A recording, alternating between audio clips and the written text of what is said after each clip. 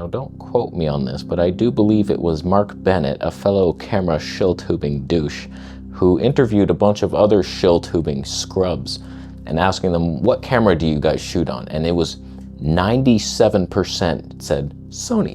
It was either A7S III, FX3, or another Sony-related mishaps of green-face technology.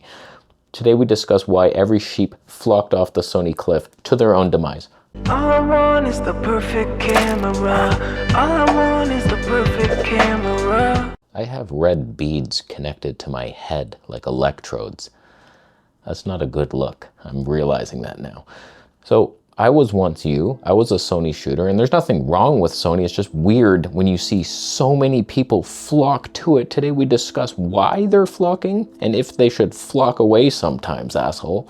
So it all happened in 2020 when the Sony a7S III thunderstorm hit us all in the face, and we were very used to getting nothing nice, and then all of a sudden, everything you could ever want in a camera. You know, leading up to that release, Sony said, we aim to exceed expectations. And we're all like, yeah, that's what you're gonna do. They did it. They exceeded everyone's. It was insane. The leapfrog from like Sony 4K 24p 8-bit ugly color science to a new improved color science, still ugly as hell, but better, not bad, some prefer it. And then like 10-bit 4K 120 IBIS, everything. It was like, holy shit, autofocus algorithms. Insane. Well done, Sony. It became the most obvious camera for YouTubers to get. You could trust the autofocus. It had a flippy screen. It did everything you needed. It had cinematic as hell slow motion.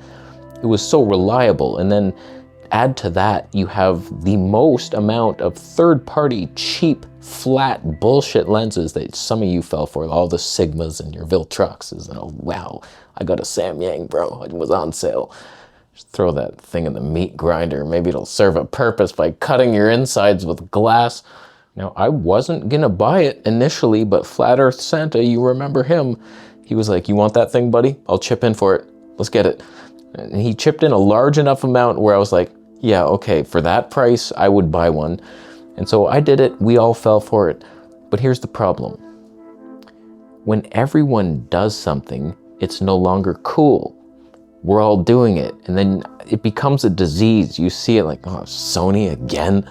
Oh God, I want to get away from you. Like, I'll shoot Pentax, I'll shoot anything else just to not be you with the crowd of people. And that's really what's the only thing wrong with Sony, is that so many people are using, it's like a mindless society of Sony, of course. They do autofocus good, I don't have to do anything. There's nothing wrong with the cameras, it's just, I hate being a part of a bunch of death cult assholes who know nothing. They've never read a book. There's 7 books back there, I've read at least 3 of them. Come on. I got a question the other day. Said, the image from Sony a7S III is beautiful. Do you ever regret selling it? CV1 is okay, but I notice it's not as stable with the telephoto lens. Let me tell you, there's not 1 second of my day that I think, I need to get a Sony back in here. Oh, I miss that thing. It does nothing. Canon destroyed your life for me personally. It's basically just an a7S III. It didn't like leapfrog the specs. It does 8K 60 for wildlife. That actually is cool. You punch on in double time, you get your 4K 60. That's cool. But every time I look back at old Sony footage of mine, I'm just always fighting it. You're always fighting that image. Something's off, and then you think it looks good enough, then you upload it and someone comments like, oh man, it's so green today. I'm like, what do you, oh yeah, I see it now. Like, you don't see it at first, and then it deceives you, and very weird skin tones. Something's always off. You're either yellow, too yellow, or like patches of red in the same camera. Just changing the settings. If you're S-Log 2 or 3, I mean, you're like yellow jaundice. If you switch into S-Cinetone, you have a rash. It's like, I don't need these false diseases. Whenever I watch YouTube, I can spot the Sony look. I swear I can. It's just this clinical look, very neat and crispy. And then the colors are just like, something's a bit off.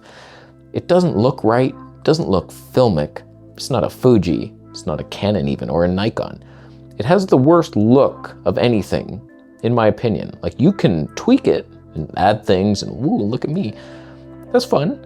But like, no, I'm not that guy though. Like, I just want to drop a LUT, Rec 709, let's go away now. Like, whatever I'm gonna do to it is only gonna be worse. So like, I had a bit of film grain. Don't even know why. I think it's mostly that Sony just pushed the marketing. They just went really hard on it and tried to capture creators, and they started paying YouTubers and getting media outlets to use their cameras and like know that, show it in the news. Like, look, we're all using Sony. And now you see it when I'm watching like UFC events. I'll see like it's Sony cameras that they're using. You always see it. It's in your face. And they took over somehow because Canon Cripple Hammer just dented too many things for too long, and then Sony just came in and swooped up a crowd of sheep and flew them off a cliff, and you don't even know you're in the air until you land on the rocks. So all these professionals shooting with their Sonys and their A1s, and it's high megapixel and nothing's ever out of focus. They can just trust it. Eye detect, boom, shutter, you're good. Your G Master glass, super sharp. Your editorials are getting clicks. Everyone's happy. But for us, YouTube real scrubs who just want something nice that we don't have to fool around with, Sony is just too sterile. They're a gross metal table, alien finger, cold touching company that just invades your anal cavities, and it's not fun to use them. So when I got the Canon R5 II, my Sony ZV-E1 became completely irrelevant because the stabilization in the Sony universe is not good at all, but they're cropping in so much to help you. So like, that's gonna be the future of Sony. Their mount is too small, I think, and it's something that IBIS can't move, and they'll never have like really good IBIS. They can't, unless they change mounts, but they're too invested in it now. Everything is all E-mount.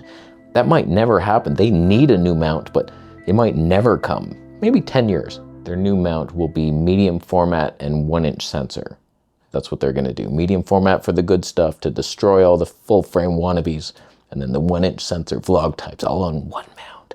Oh my God. So once I got the Canon, I realized it could do everything I wanted. The slow motion street videography looked better because it was more stable than Sony, and the autofocus was just as good. This is the first Canon camera that actually matched what I'm used to seeing from Sony.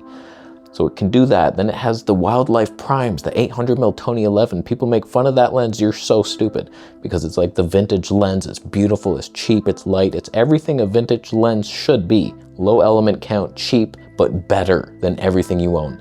So it's got the wildlife capabilities, slow motion out the yin yang. You can vlog with it, it's stable, skin tone's decent, you don't have to work with anything. And then you can mount your EF lenses, something you can't do on Sony with good autofocus in every lens. I can't see it. I've had so many adapters and none of them worked with my EF lens. You can adapt these to Nikon, Panasonic, Fuji, no problem, but not Sony for some reason. I don't get it. So do I miss Sony? Like, not for 1 second. There's nothing I miss about it, like not one thing. I don't think you could even get me back at this point. Like, what do you have? I like the Zeiss lenses, the Zeiss 55, like you can't touch that thing. That's Marcus Pick's favorite lens. He doesn't even know why. It's the pop that he can't even fathom. It's like something different about this look. Your Sigmas will never give that to you. It's the Zeiss pop. It's the poppiest lens of all. And it autofocuses, it's like, holy cow.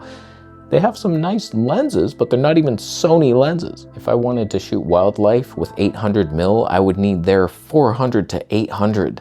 And that thing is even heavier than my already way too heavy 200 to 600 was. So it's like, wildlife, you're not doing it. Slow motion street stuff, it was a bit shaky. Vlogging, you gotta do dynamic active stab to like even, or do the catalyst browse and you're taking time afterwards to do that. That worked really good, 5% crop, but then you lose your 10-bit and it looks a little off and okay, whatever, that's fine.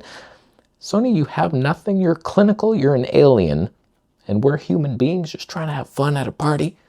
You weren't invited, you eat too many of the chips, and the dip, you double dip the chip. They've also seemingly packed it in. They're resting on their laurels of the A7S III and nothing new is coming and we're bored of it.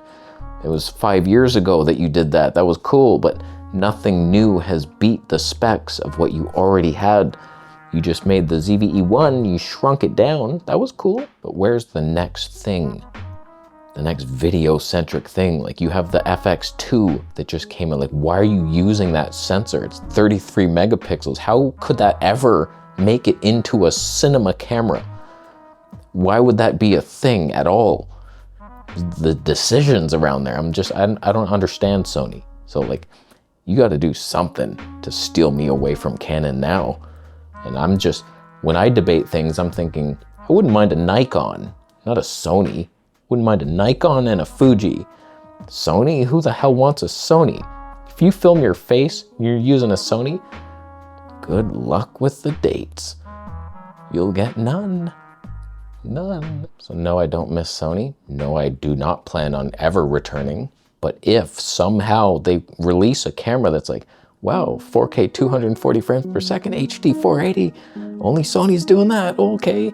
Find a little Zeiss lens used, all right, we're doing that. I could see it. They improved the color science. It's now a filmic look. They took away the clinical edge. It's all like film grain noise. How did they do that? If they focus on the look, then you might win over someone, but are you gonna do it? Or are you lazy because you were victorious? You won an Olympic medal, but then the next year, the hungrier guy wrestled you to the ground and you didn't want to get up, did you? So what do you think? Are you a Sony shill, tubing bitch? Let me know down below. Why do you shoot Sony? Why shouldn't you? Is the better question. That's not it. Bitcoin, huh? I'll be leaving now. Subscribe button.